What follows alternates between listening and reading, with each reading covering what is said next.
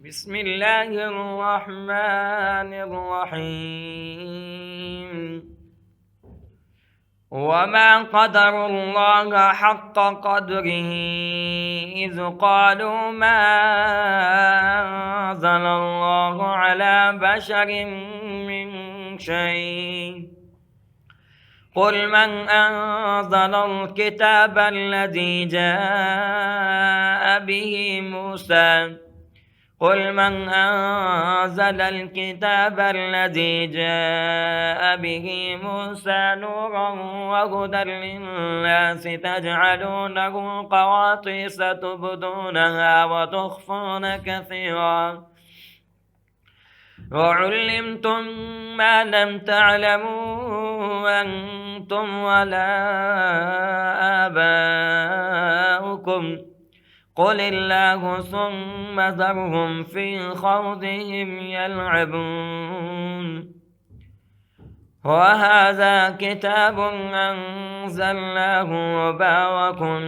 مصدق الذي بين يديه ولتنذر القرى ومن حولها والذين يؤمنون بالآخرة يؤمنون به وهم على صلاتهم يحافظون ومن أظلم ممن افترى على الله كذبا أو قال أوحي إلي ولم يوحى إليه شيء ومن قال سنزل مثل ما أنزل الله ولو ترى إذ الظالمون في غمرات الموت والملائكة باسطوا أيديهم أخرجوا أنفسكم اليوم تجزون عذاب الهون بما كنتم تقولون على الله غير الحق وكنتم عن آياته تستكبرون ولقد جئتمونا فرادا كما خلقناكم أول مرة وتركتم ما خولناكم وراء ظهوركم وما نرى معكم شفعاءكم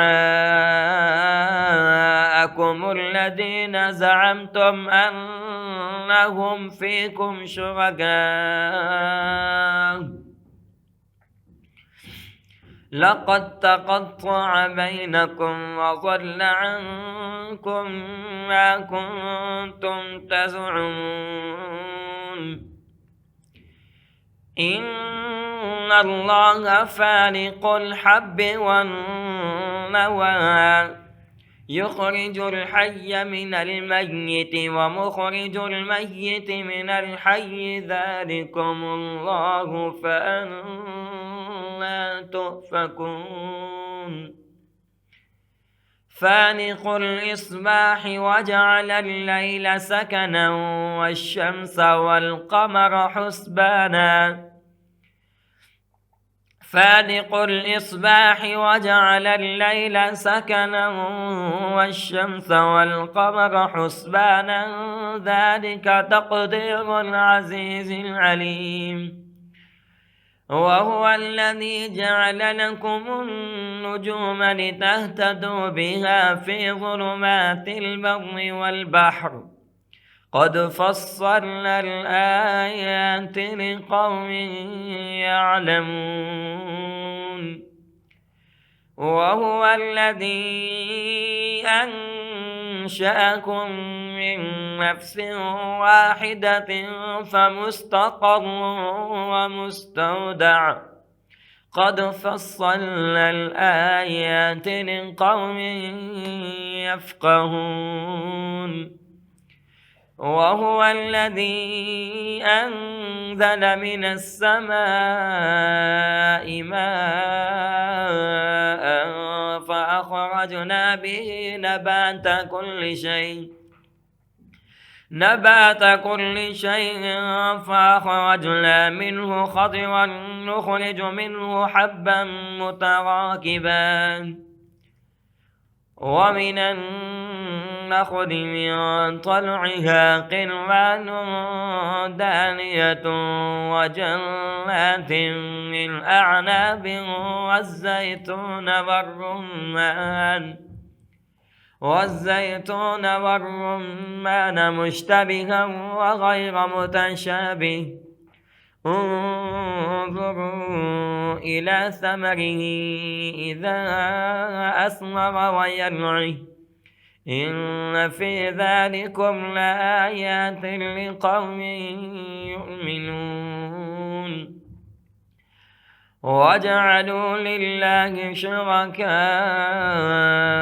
الجن وخلقهم وخرقوا له بنين وبنات بغير علم سبحانه وتعالى عما يصفون بديع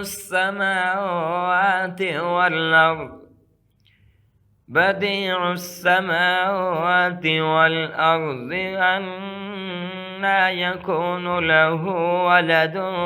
ولم تكن له صاحبة وخلق كل شيء وهو بكل شيء عليم ذلكم الله ربكم لا إله إلا هو خالق كل شيء فاعبدوه وهو على كل شيء وكيل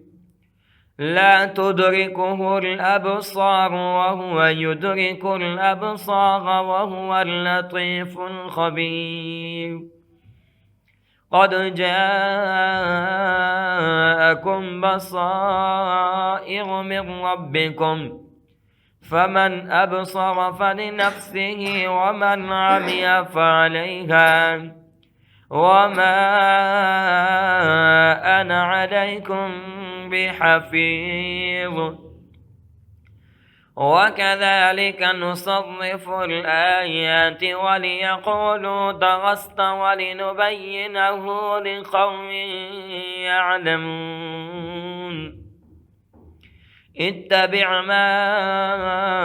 أوحي إليك من ربك لا إله إلا هو وأعرض عن المشركين ولو شاء الله ما أشركوا وما جعلناك عليهم حفيظا وما أنت عليهم بوكيل ولا تسبوا الذين يدعون من دون الله فيسبوا الله عدوا بغير علم كذلك زينا لكل أمة عملهم